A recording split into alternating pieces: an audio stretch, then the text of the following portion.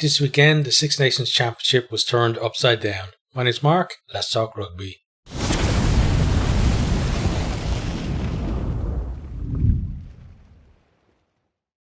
Brilliant weekend of rugby. My own regret was I was working most of the weekend, so it was really hard to catch the games.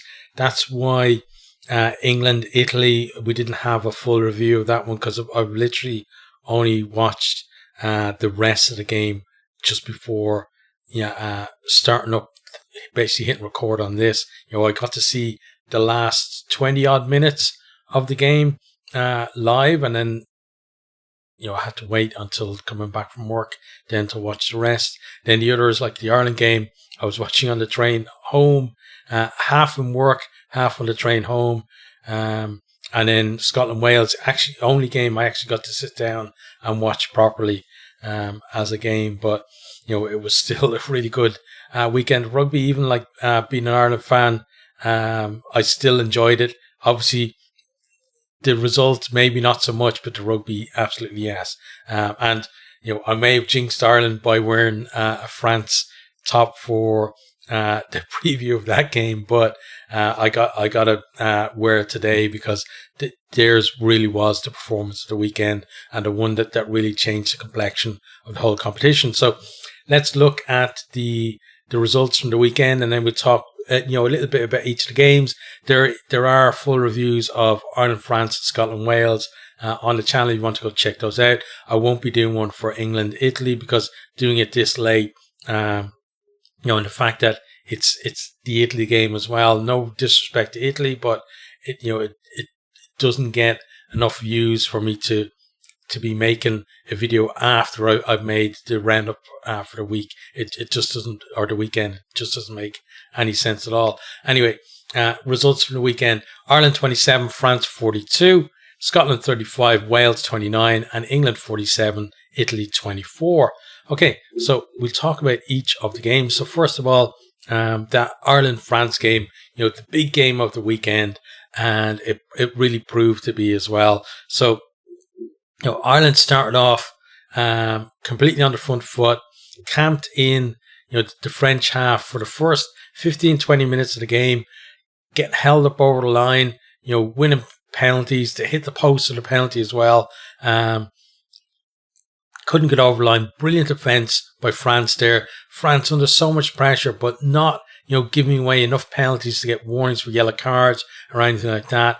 Being able to turn the ball over as well at crucial times, and they managed to wait out that Irish kind of onslaught, and then they break out finally. Coming up to 20-minute mark, BLBRE kicks in behind, goes to run, and he gets pulled back by Joe McCarthy. McCarthy goes to the bin. France then get BLBRE over in the corner for the opening score of the game.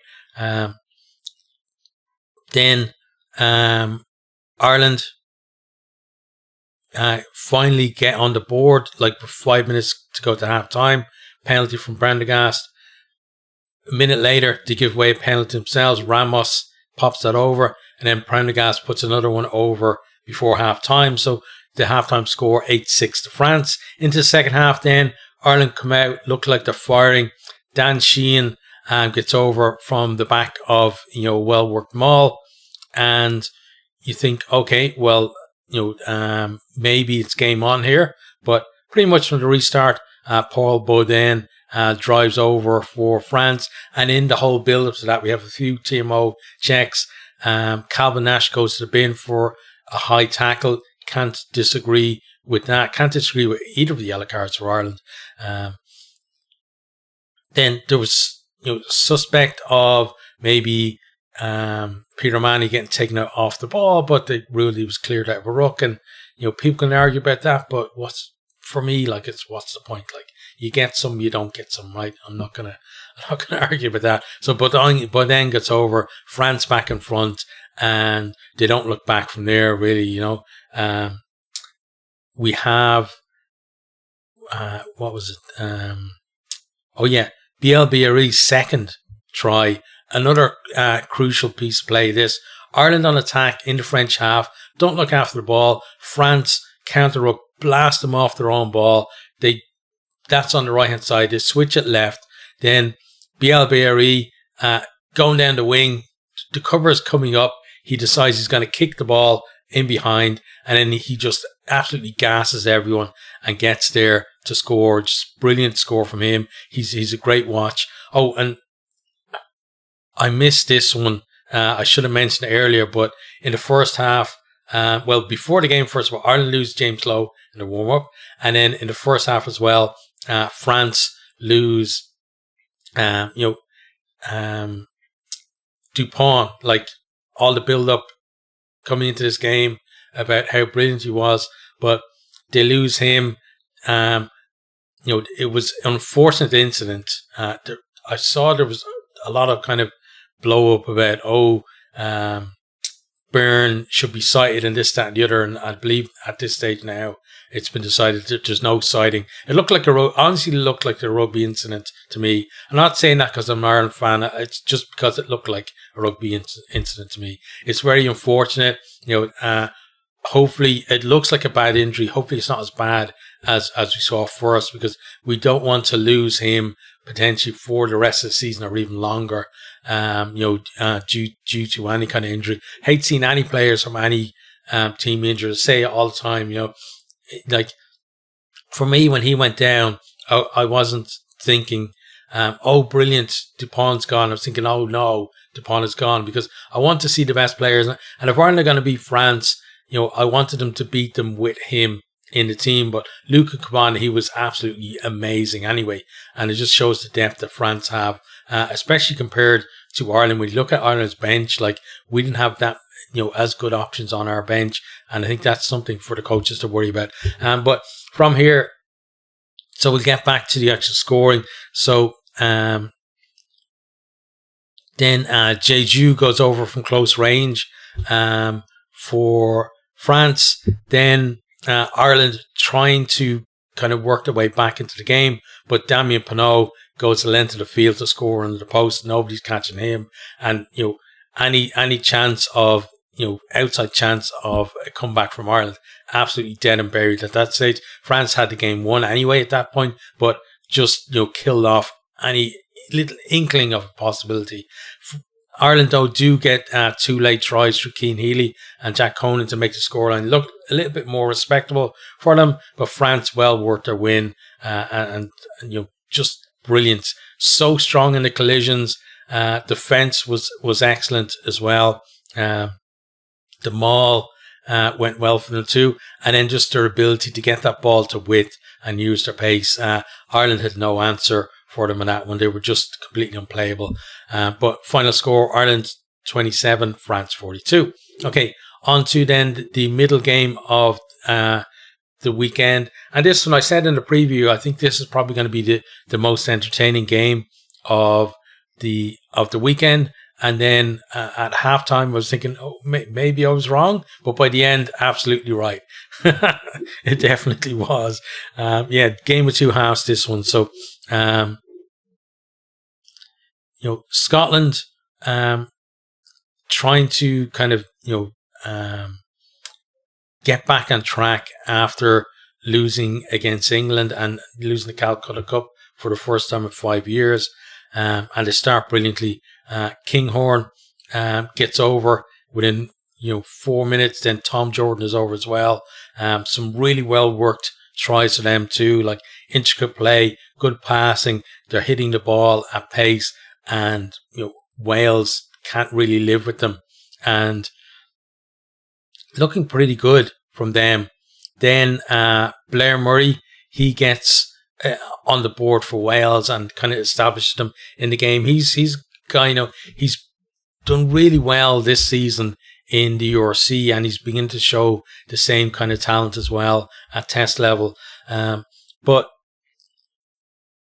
Scotland not done at this point. They go again to get Darcy Graham over to score, and was that his 30th or 30 something try in 40 odd caps? Just amazing scoring rate from him, and really happy to see him back as well after that head clash with Finn Russell as well. So great to see that he's back there. And then Tom Jordan gets in for his second with about 10 minutes or so to go to half time.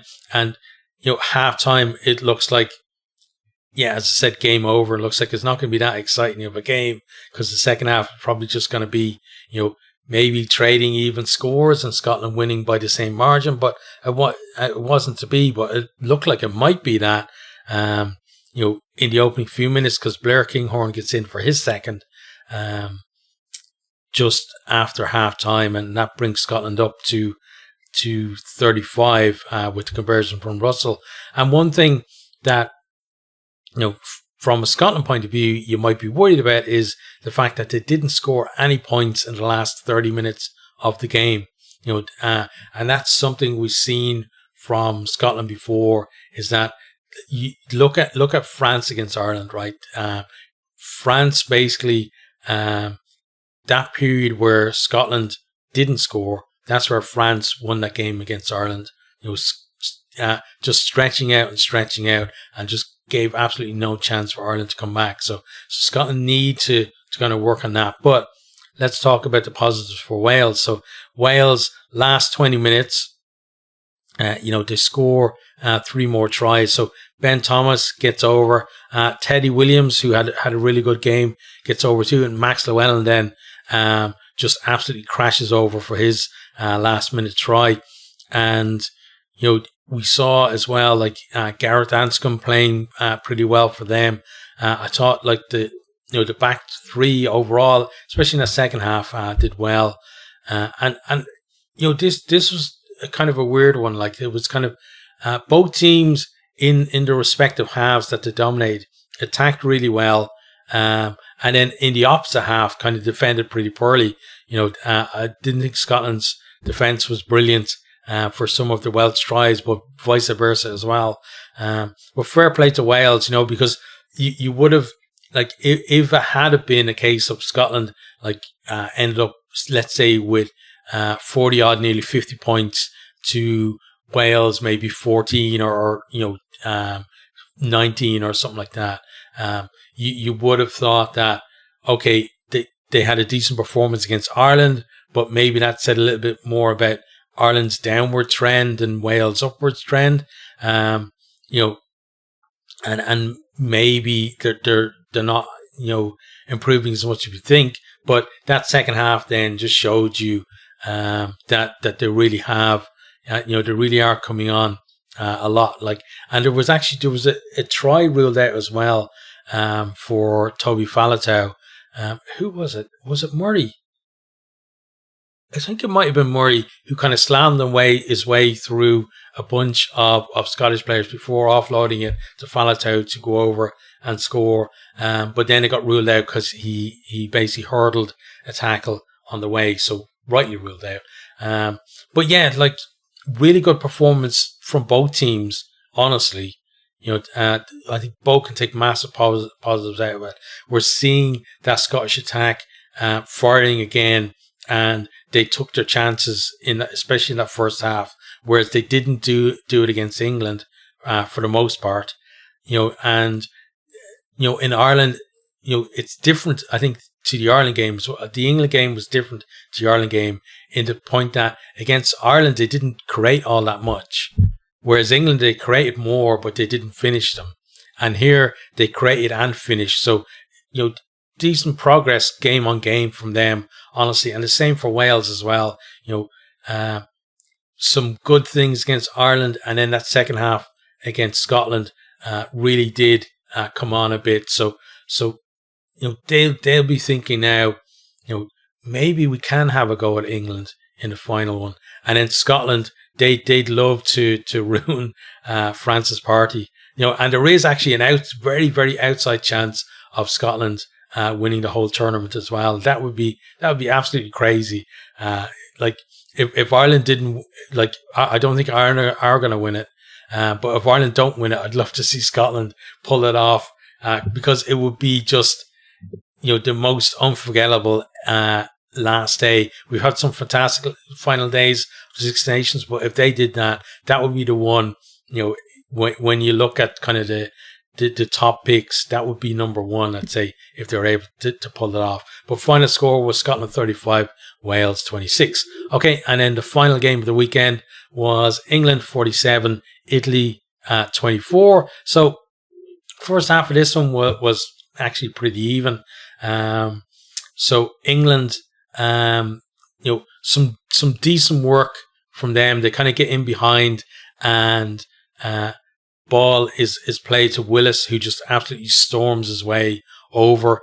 Great pace and power from him to get over. Then Tommy Freeman, I think that was a kick through from who's Daly, right? Daly was playing in the centres because, or he ended up in the centres because Lawrence had to go off. I'm not sure whether, because I didn't watch the whole game, I'm not sure, relative times of when things happen, but Lawrence went off and Daly ended up in the centres. But he looked like he was maybe in the centres at that stage. Kicks a lovely ball in behind. Freeman collects it, and he goes over to score. Then they get Ollie Slightholme over after that as well. I missed that Capuozzo, actually. Capuozzo, I think he scored the second try of the game. It kind of went back and forth, right? It was Tom Willis first, then Capuozzo, just absolutely brilliant, jinking his way through and gets over to score. And then he's involved actually in the second try for Italy as well, which is before the Slightholme try for Ross Vincent, where he counter-attacks and then comes up round about the 22, gives the ball off to Vincent, and Vincent just shows a clean pair of heels to get over. Like, that guy really can't move, and it's a brilliant story as well. The way he's playing Test rugby now, and such a great option for Italy to have as well. So he gets over. Then the Slightholme try, and I think then there's a penalty just before half time from Garbisi, and we're at 21-17 at half time. You're thinking, might be game on here. But then second half, Italy actually on attack. They've got a chance. I think they had a 4-on-2 that they couldn't, didn't convert, criminal that they didn't convert it. And that would have been to take the lead in the game. And who knows what would have happened after that. Probably still wouldn't have won it, but it might have been a bit closer in the end. But England then work it up the other end, and then Marcus Smith just produced a little bit of his magic. Lovely kind of jinking run, brushes off a bit of a tackle as well. You don't normally see Marcus Smith busting tackles, but I think it was the angle and the pace he was going at as well. He gets over to score there, and then Tom Curry then. I think Tom Curry's one was, I'm trying to think now, was that just where he sniped? I think he just sniped off a ruck or something close in.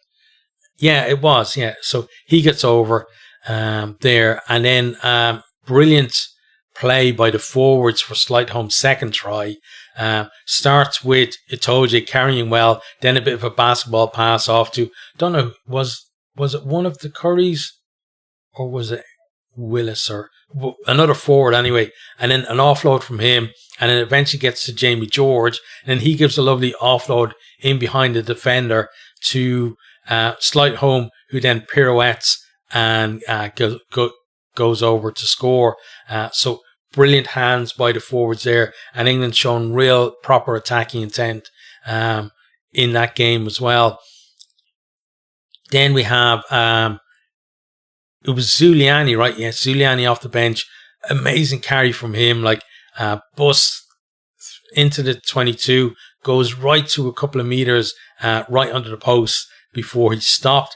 Recycled, Menoncello picks a lovely line, coming at it at pace, and England maybe switched off a little bit, and he goes through to score. And then we're in clocks in the red.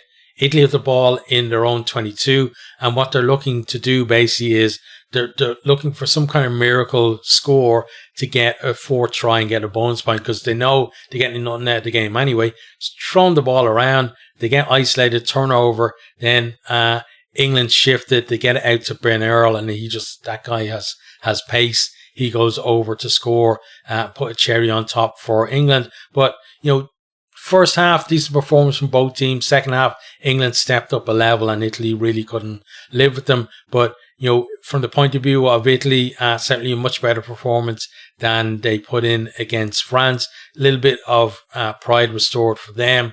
But, in that second half, not really, other than that one chance they had at the beginning of the half, not really showing any signs that there was, any danger of them actually winning the game. And in England, playing a lot better. Something that people won't like to hear, though, because I'm going to let me pull up the stats here. If they'll come up for the game, let me see where yeah. So the stats, right? People will say, oh, England so much better, playing ball in hand, etc., right? But still 30 kicks in play, and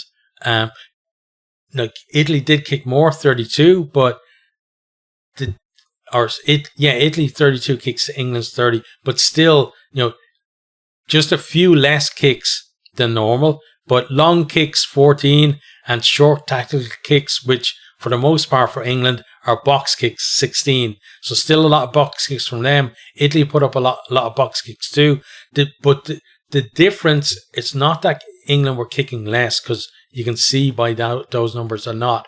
They were kicking longer, because normally England's kicks have kind of averaged around about 20 meters, because that's what a box kick, if most of your kicks are box kicks and then you have the odd long kick, you're going to be around 15 to 25 meter average. But in this game, their average was over 30 meters, about 32, 33 meters for the kicks. So it shows they were kicking longer when they weren't putting up the box kicks. So slight variation on the kicking game, but the kicking game didn't go away in that. So that's something definitely to think about. Also, in this one, as I said, Ollie Lawrence went off injured. It looked like a bad injury. From what he was posting afterwards, it looks like, it's a season-ending injury for him as well. So again, like Dupont and like Lowe and anyone else who got injured, over the weekend, wish them all a speedy recovery. I honestly wish that, we were at the stage where you could just, give someone an injection or a pill, and whatever was wrong with them would be gone. But I guess the problem with that would be then is nobody would have any regard for their safety or anyone else's safety in terms of, the way they went into tackles, etc. And that probably would actually be worse.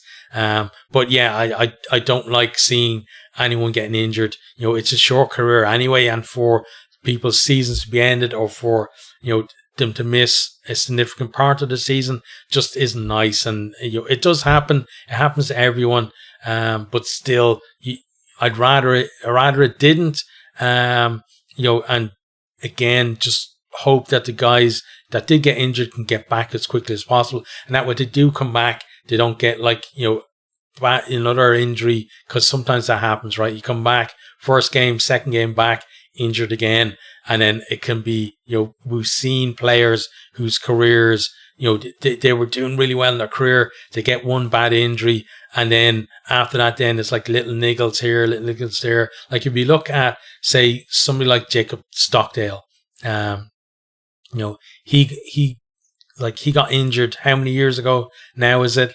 And since then, he's struggled for form, struggled to be kind of consistently, out there. It's always little injuries here and there. And don't want to see that for anyone, as I said. But back to the rugby itself, this one then, final score was England 47, Italy 24. Okay, so let's just recap the results from the weekend again. So Ireland 27, France 42, Scotland 35, Wales 29, and England 47, Italy 24. Okay, so next thing we're going to do is have a look at the table. So it's all changed in the table.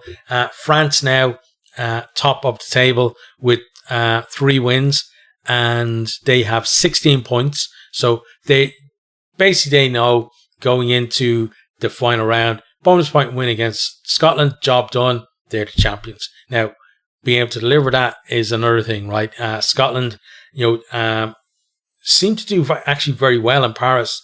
We've had some absolutely ding-dong battles between those two over there. But you would still say France, absolutely the favourites to lift the title. Second favourites then, in second place, England.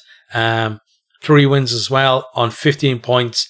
And for them, basically, they're looking for Scotland to do them a favour, deny France a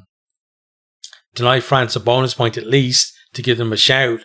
But points difference, you'd say, England have to go some way to overhaul that, because they get a bonus point win against Wales and France beat Scotland. That's fair enough. They can tie the number of points. They both be on 20 points altogether, but then England have to make up 86 points difference between them. And if France are beating Scotland, they're beating them by at least a point. So, their difference isn't going to decrease. It's going to increase at least by 1. And then, so England then would have to beat Wales by 88 points. So, I know Wales were dire at the start of the season under Gatland, and maybe if Gatland was still there would be some kind of miracle, like Wales gets somebody sent off in the first minute or something and get another couple of cards, and maybe England could get somewhere near that. But under Matt Sharrett, I don't think it's going to happen. Like, England may win well, you don't know, but certainly not by 80 odd points. So England's kind of chance of the title really is about Scotland denying France a win. A draw would do them fine, but certainly if Scotland won and England beat Wales, then England are going to be the champions.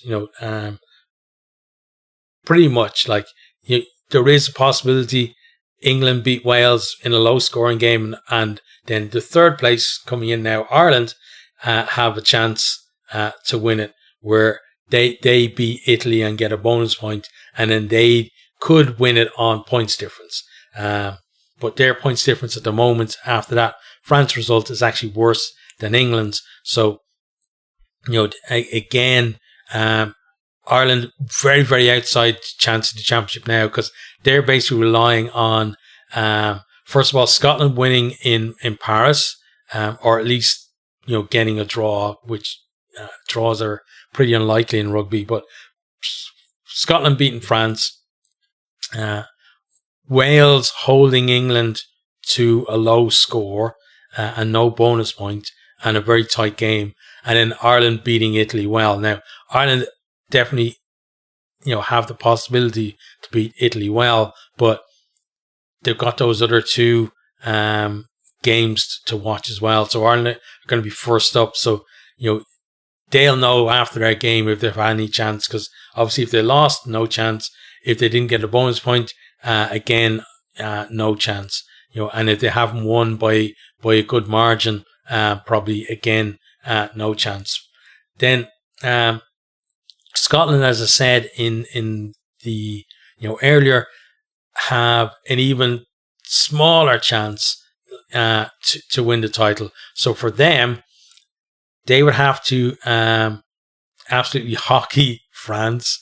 They'd have to beat France by what? So the points difference, they're 103 points behind. So they'd have to beat France by 52 points, denying France any kind of bonus point out of the game, right? So that would put them ahead of France. They'd both be on 16 points, but Scotland would be ahead on points difference. Then England would have to lose to Wales, and Ireland would have to lose to Italy.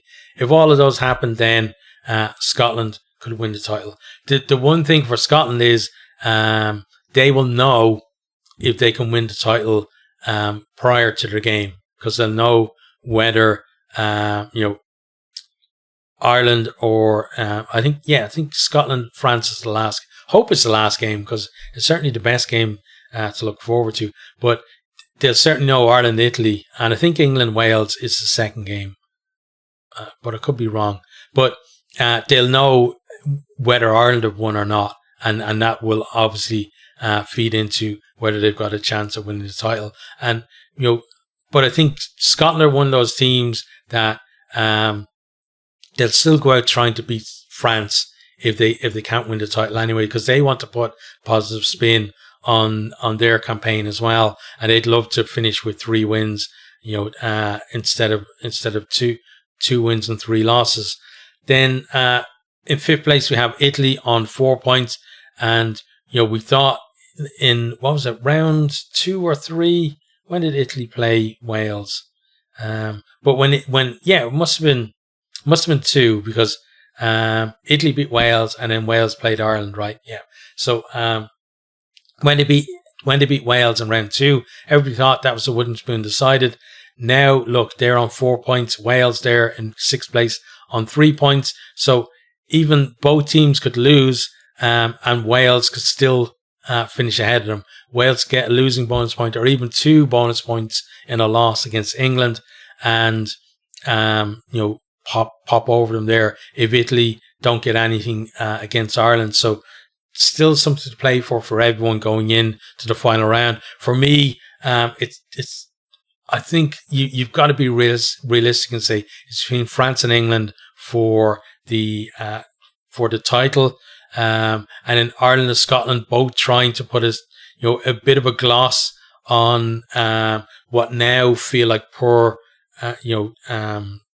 championships from them, and then Italy and Wales battling it there to avoid a wooden spoon. So it's nicely poised, I think, going into the final week. We will have the usual kind of build-up stuff, round preview, individual previews, and then I'm off next weekend, which means that I can cover each of the games and properly cover them as well.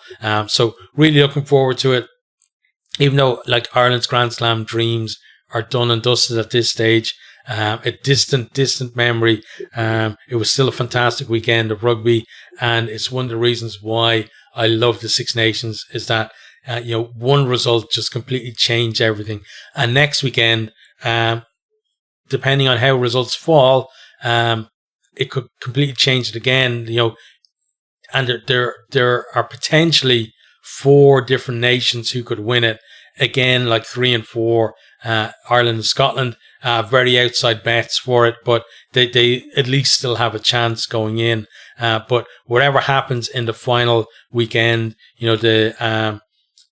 whoever produces in those final games, they're the ones who are actually going to deserve to win the title, because you look through each of the teams. So starting with France, if they win the title, well, they deserve it because of that performance against Ireland, I think, and the way they bounced back against the loss against England. If England win it, they'll deserve it because of, first of all, the way they got, that the last couple of scores against Ireland in that opening game where they were well beaten, and that's what's given them the chance here, right?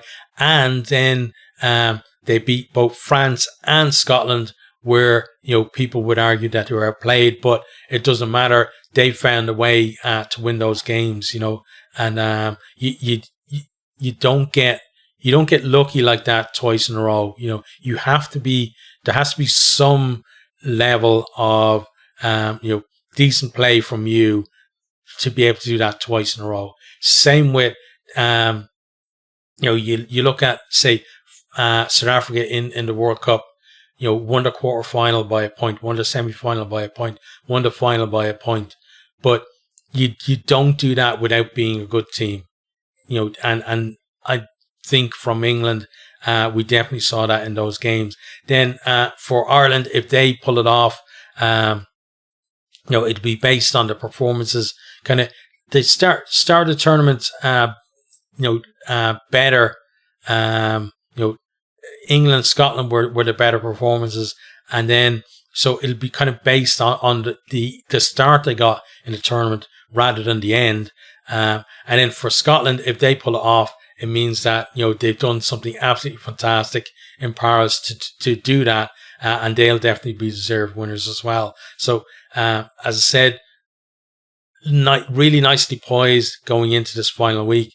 I can't wait for that rugby as well. Normally, it's weird as well. Normally, when Ireland lose or Leinster lose a big game, I'm kind of like, oh, don't even mention the R word to me. I don't want to hear the word rugby for another year or whatever, right? Or it feels like a year, and then I get excited about the next game, right, when it comes up, because you can't help it. But genuinely, I'm already excited for the last week of games. So that's just brilliant. Maybe it's wearing this jersey. Maybe that's what's doing it. But brilliant performance from France again. Dupont, Lowe, Ollie Lawrence, anyone else that I missed out that got injured at the weekend. Wish them all speedy recovery, and I'll talk to you guys again soon.